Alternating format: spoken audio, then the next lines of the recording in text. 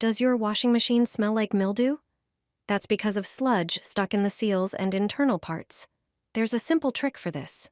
For years, I've kept dishwasher tablets with my laundry supplies. Their cleaning power works perfectly for routine washing machine maintenance. I toss 2 tablets into the drum, set the program to 104 degrees Fahrenheit with the shortest cycle, and start it. The tablets dissolve during the wash and clean the entire inside of the machine, including the seals. No scrubbing needed. After this, the washer smells fresh. The sludge gets rinsed away and there's less limescale buildup. Even plumbers recommend this trick.